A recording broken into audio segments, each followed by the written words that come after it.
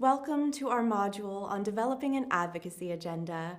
Here is a look at what we will be walking through together, including how to narrow your focus down to a specific issue, setting goals, gathering more information to support your advocacy, as well as considerations related to evaluating and monitoring progress. First, while you've likely arrived in this space because you're somehow associated with CTIP, and thus you may have an interest in trauma, resilience, and related topics, that can sometimes feel like a really broad lens, and so many advocates find it helpful to choose a specific issue to focus on based on some of the factors that you see here. And within the trauma-informed umbrella, for instance, some of our advocates have a real interest and expertise in transforming our carceral system. Others may gravitate toward transforming the school system. Others yet may primarily extend their efforts and energy toward behavioral health, and so forth. Ultimately, what we find to be the most important part of making this decision is that the cause or issue or solution that you choose is one that you are passionate about. That is what we've noticed really helps with sustaining your energy throughout the many, many twists and turns of advocacy work.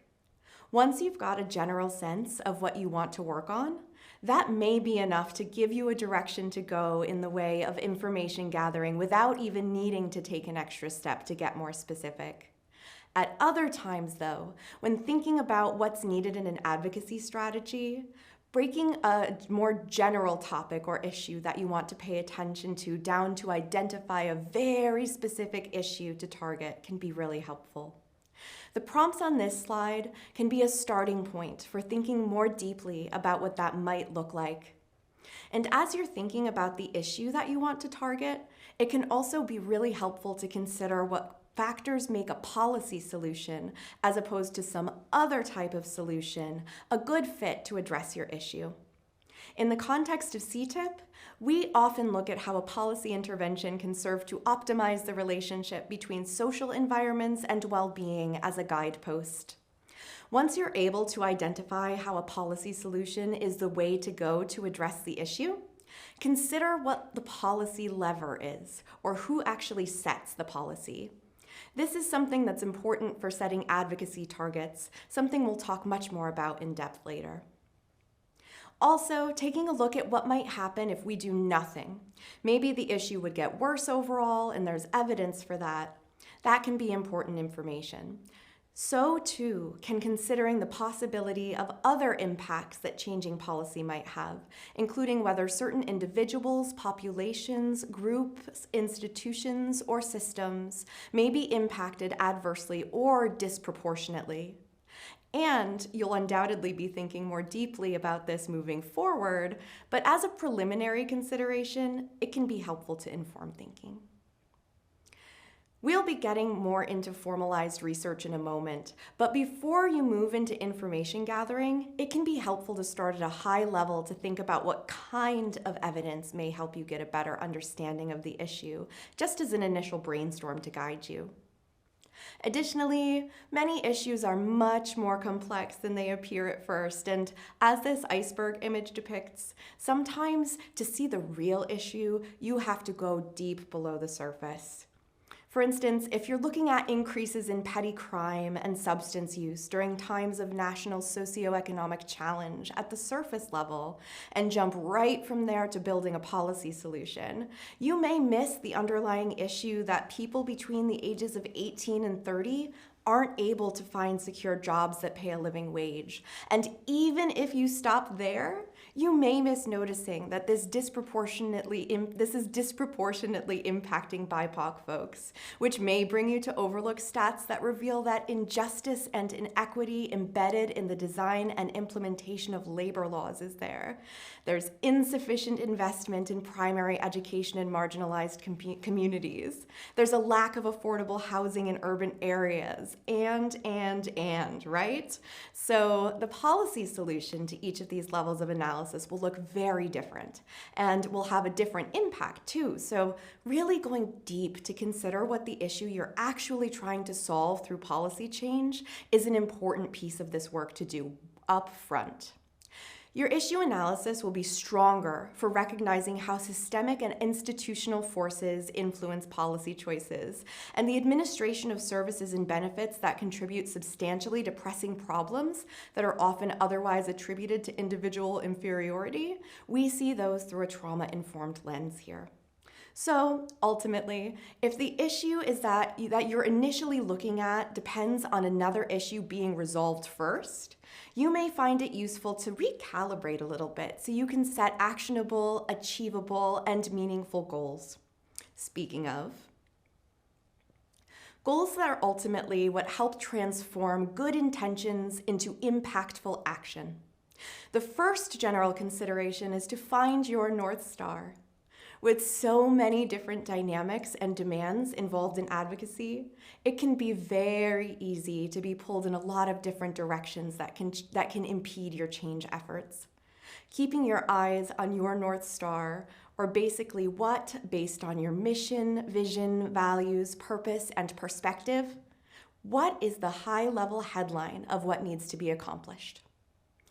It's not uncommon for well-intentioned and energized advocates to set broad aspirational goals and actually overlook those incremental gains that are significant wins in their own right. So to help avoid that situation, it tends to be really useful to break the bigger goal down by setting short, intermediate, and long-term goals that cascade, connect, and add up in ways that just make sense based on your North Star. As we've discussed before, systems transformation and policy change tend to move slowly, and setting these incremental goals as you build and sustain your influence in the policy process can provide clarity and direction that helps you maintain momentum towards your policy solution being enacted, and also can help advocates sustain a sense of achievement and remain motivated. Depending on whether you're working with a group of advocates with a particular structure, you may also want to consider setting overarching goals for the entire group while also setting some separate area-focused goals for various task streams, committees, or some similar subset of a larger group. Given the unpredictability of the political environment and the myriad factors that might affect policy change, it also can be helpful to consider what goals you have in addition to getting legislation passed or for thwarting bad legislation.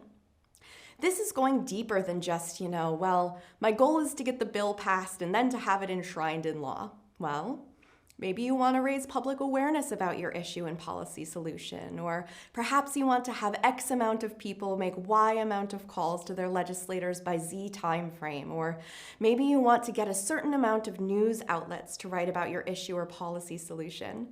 These goals can really make an important impact on getting legislation passed too.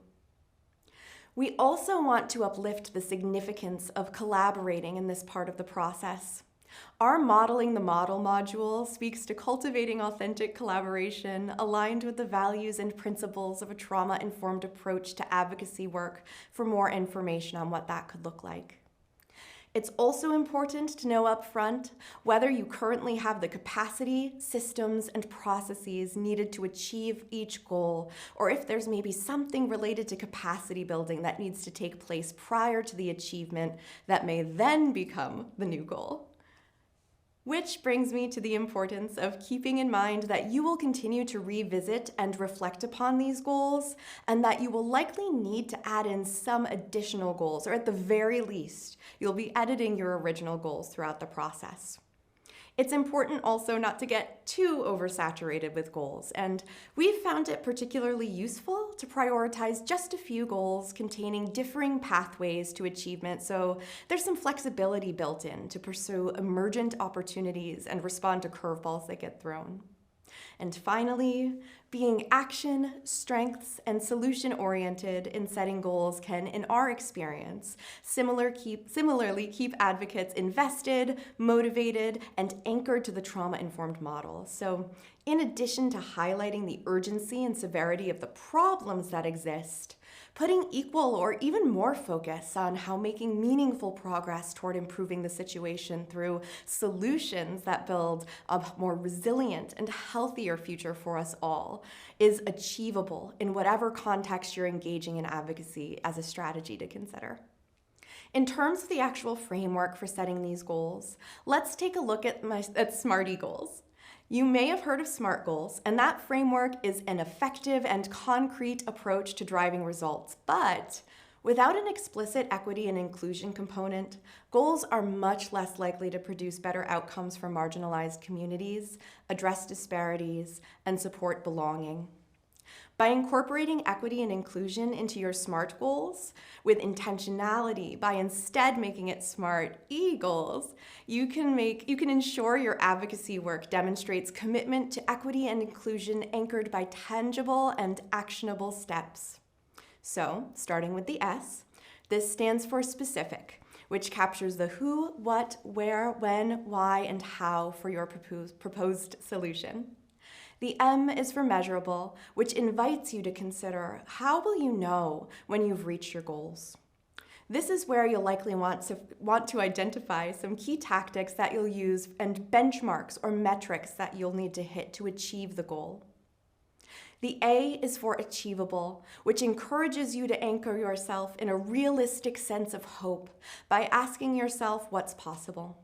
This can be a little bit of a balancing act, since it's important that this goal be challenging to the degree that accomplishment means significant and meaningful progress, and it's also important to consider feasibility, so your goal isn't so challenging based on resources, capacity, or other factors that could generate disappointment rather than feelings of efficacy and success. The R is for relevant, which asks the question, how does this goal address the real issue, including the stuff underneath the iceberg? The T is for time-bound, which asks you to consider by when the actions needed to achieve your goal has to happen. And that brings us to the I for inclusive, which presents an opportunity to consider how you can bring traditionally excluded individuals and groups into processes, activities, decisions, and policymaking in a way that shares power and honors lived experience. It's important to note that there can be a fine line between inclusion and tokenism, and the difference, it's about power. A distinction here is that diversity is about who's present at the table, while integrating inclusion into your goals is a step further, and it's considering who is empowered to make decisions or actually participate in a meaningful way. And so in this part of setting SMARTY goals, you might think about how if you were to add an outcome or activity related to a specific trauma-impacted community, how will achieving this goal help build power for this community? And finally, the E stands for equitable, which invites you to take a look at how your goal addresses how you intend to address systemic injustice, inequity, or oppression. This is a spot where you'll likely want to examine whether there might be any unintentional disparate impacts along the lines of power and identity within your goals. We would encourage you to consider how inequity or exclusion might show up and for whom. And we would encourage you to seek opportunities to share power and shrink those disparities, both in the outcomes and the process of the advocacy efforts that you're engaging in.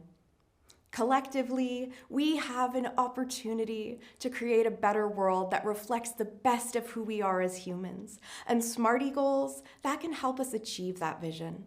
And so, as mentioned on the last slide, and as will be discussed in other modules, authentic engagement, inclusion, and collaboration with people and communities impacted by your advocacy efforts conducted in a way that shares power is critical. And the intentionality of the process itself can help shrink disparities and lead to more equitable outcomes. And on this slide are some examples that demonstrate the transformation from a SMART goal into a SMARTY goal. Critically examining your goals using frameworks that promote justice and equity will generally ensure that they consider important topics of trauma-informed advocacy like social justice, fairness, equal rights, consistency, dismantling oppressive systems, and solving public health problems.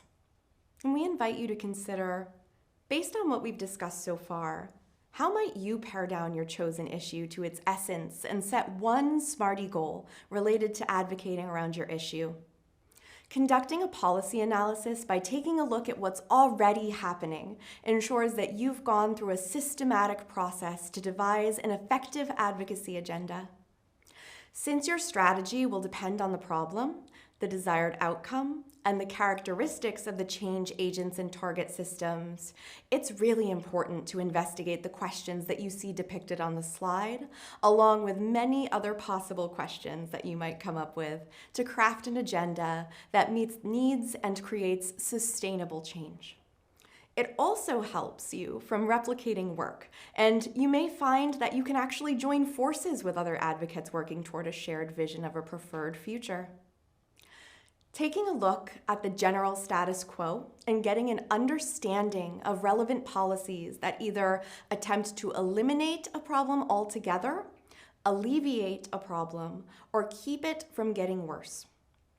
Policies may cause harm, they may simply fall short, or they may not exist, and this is information that will be foundational to your advocacy efforts. Also, zooming out a little bit to the larger social history and considering trending local, state, regional, national, and world issues that are shaping the public debate can be extremely helpful information when building a policy agenda. This also lets you know if others are already doing some of this work, in which case, again, perhaps you can join forces and increase your power here to advance change. It also helps to know the legislative history around an issue so you can look at lessons learned from past successes, as well as better anticipate and plan to address any barriers cited in past attempts that were not as successful. And if those policy attempts previously failed, you may be able to take a look at factors and barriers that have since changed that may make your advocacy more likely to succeed, or, alternatively, you may be able to identify barriers that still exist and strategize on what needs to happen to get past them this time around. Policymakers are very often reluctant to deal with policy change that's new or novel, and once you start using this information to meet with them, they're going to want to know if your proposed solution has ever been tried before. Looking at current hot topics, so to speak, that may overlap may also indicate a direction for advocacy work. You may find that, even if some proposals aren't explicitly mentioning trauma or a trauma-informed approach, there are additional opportunities that you'll notice where you can embed your issue or solution. And perhaps the most important aspect of this assessment of what's already happening is identifying what are groups that are most impacted actually asking for. Once you know what's already happening, you can move on to collect additional information since, to ensure credibility among your target groups, you will likely want to be familiar with more than just the key facts. If you're able to get a good idea of what your targets value and how they're already thinking about your issue and policy solution based on backgrounding your advocacy targets, you can target your research efforts to include what seems to be most compelling for each of the people you intend to advocate to. It's a key part of this work to align data, science, practice, and policy to achieve health equity, and there are some sources listed at the bottom of this slide that can be helpful to take a look at. It also is useful to pay attention to data regarding burden, frequency, severity, scope, and other key information that comes from a range of sources, and that can be academic or otherwise, to support your advocacy agenda. Providing support for the efficacy of your proposed solution to the problem is essential to making your case for change to voters and to policymakers, so we've included a few considerations here for you. First, determining how you can gather more information to help you realize your goals is critical. Working backwards can help with this too. With consideration for the goals that you've set, what outcome would actually tell you that your advocacy efforts were successful? Understanding that can help you find a starting point to dig just a bit deeper. You will also want to examine all sides of an argument so you can present your solution as transparently as possible. Knowing how long the problem has existed before can also help pave the pathway to devising a policy solution that actually makes sense. Many times, you may find that, especially if you're addressing a more long-standing issue, others have already been working toward effecting change. So diving more deeply than your initial surface analysis of what folks are already doing can help save you precious time and energy by preventing the replication of work from different entities. Finally, your policy agenda will be stronger for recognizing how systemic and institutional forces influence policy choices and the administration of services and benefits that contribute to creating the problems that are often, unfortunately, in the dominant discourse, attributed to individual inferiority or failings. Checking for unintentional harm or disparate impact is a part of this work by intentionally noticing where an issue or possible solution addresses or upholds structures and values that may oppress, marginalize, alienate, enhance, or create privilege and power, or otherwise other folks, or allow policies to dehumanize and disenfranchise people. And also, on the flip side, notice how your evidence supports creating and fighting for policy solutions that celebrate and venerate diverse identities, bolster resources, services, and spaces that allow for inclusive participation, and which affirm all people's dignity and worth. Part of this work can and ought to be celebrating the resilience of folks surviving and thriving creatively in spite of oppression, while simultaneously aiming to dismantle it. This is also a highly individualized process, and each person watching this right now likely brings to the table unique skills and differing knowledge. How does your expertise fit in? What do you already know, and what do you still need to explore or learn and think about? It can be helpful to take all of this together to form a very generalized problem and solution statement that you can then refine over time or customize to be as effective as possible for various target audiences that you choose. Here, you're defining what specific problem you're trying to address and what specific solution you're proposing. You may be weighing several options based on your preliminary analysis and taking the time to identify possible policy options and choose the one that you think is best. So this is where it all comes together. Few problems lend themselves to a single solution, and if your evidence points to several policy approaches that are different, you may be able to compare and contrast them, perhaps even picking the best features and combining them into a new synthesized approach. Developing effective policy solutions also requires a good deal of innovation and intentionality around framing. Using language that highlights your solution in a positive, strengths-based way can be extremely useful, and that really means thinking about the presence of something desirable to your audience rather than the absence of the issue. So rather than, for example, an ambiguous solution of decreasing obesity to combat early death among a certain demographic group, perhaps proposing a more specific policy-driven solution like providing safe places and public resources for people to be physically active within their communities, improving overall health, well-being, and longevity among constituents, and promoting environmental justice. A little bit different. Ultimately, helping others envision what can happen through policy change in a way that cultivates a realistic sense of hope for the future can really get other people on board. And there are some considerations on this slide that can guide you in this process as well. After you've devised problem and solution statements, it helps to review what you've written and make sure you include information about the issue, the causes, and the consequences of the issue.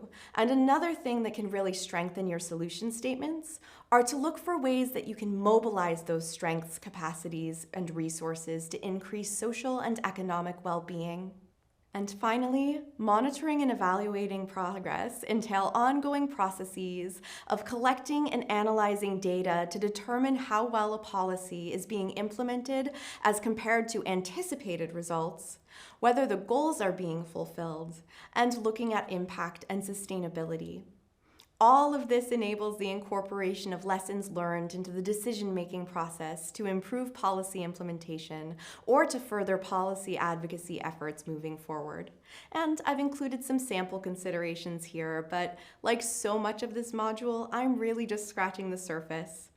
Evaluation and monitoring progress is something that's critical to consider pretty much at every stage, so you can assess what you might do well to change in your approach. This involves really thinking about what the expected outcomes of your policy proposal would be and what you would need to see happen to know that you're bringing this vision into life. This is where you'll be happy if you set a solid SMARTY goal, which can serve as yardsticks against which to measure success.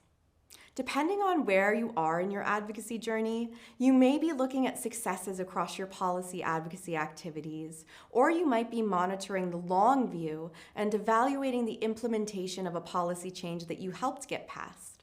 It could be a number of things that you're looking at for evaluation. It's worth noting that different actors may measure success differently without an intentional discussion, so it's really crucial that all people involved focus on reaching consensus on a definition of success, how success will be measured, where the data will come from, how results will be tracked and reported, and how they'll adjust targets over time to hold themselves accountable. To understand how the policy was translated into operational practice, you'll want to be looking for whether any unintended or unexpected consequences, good or bad, arose, and really try to get a better sense of what variables in the process have influenced these diversions from what you had hoped or expected. And that does happen quite a lot. Maybe funds haven't been allocated as expected, or localized rules have been written and those rules undercut the real original intent of the policy change. Things like that happen pretty frequently, so you can be on the lookout for that as you evaluate. You can then adjust your strategies for all parts of the policy process as needed to achieve your intended goals. And you may have gotten a legislator to introduce a bill only to have it die in committee, but remember, getting to that point means you've done a lot right too. So be sure to understand the reasons that your effort might have fallen short, and also notice the strengths in your strategy that you provided. That's also why it's really important to set those long, intermediate, and short-term goals. Capturing those outcomes helps us gauge whether we're on track without unfairly concluding that we totally have failed if we didn't reach our overall goals. Indicators of success might be analytics like engagement with materials, special event hashtag uses, outputs, policy briefs, advocates trained, attitudinal shifts, and many others that you could define in your goal-setting process based on your priorities. Assuming that you created SMARTY goals, evaluation can be a great way to get some data to better understand the impact of the solution based on social factors and communities of identification. And importantly, how can you engage stakeholders in the monitoring and evaluation process if you haven't already? Identify what types of stakeholders were included, how they were selected, and to what degree they participated at each part of the policy process, and also notice additional opportunities for further engagement. Evaluation can assess stakeholders' understanding of the issue, the goals and objectives of policy development to address the issue, and the degree to which they feel their individual needs and concerns are addressed by policy solutions. A huge benefit of this is that it also increases opportunities to give and receive direct feedback and ideas for corrective actions for those who have been most impacted. And there are lots of compelling reasons to do that. And for one, it can strengthen ownership related to successful implementation of policy initiatives when the time comes. And the feedback can help assure that the policy solution is continuing to meet needs and advance equity and social justice. And when stakeholders are active contributors versus mere sources of information, we know that it fosters trust and it restores hope in the policy process, which can in turn generate more participation in support of policy change. When evaluating any domain of the policy process, it's important to gather credible evidence, meaning that the methods and sources used must be relevant to the questions being asked and credible to stakeholders and others who will interpret and use and be impacted by the findings. Considering how you'll monitor and evaluate early in the process and revisiting the process often truly holds a lot of power to inform and improve advocacy efforts, as well as create opportunities for you to take pause, to notice and celebrate your successes, which hopefully keeps you motivated to keep making your next step toward effecting meaningful change.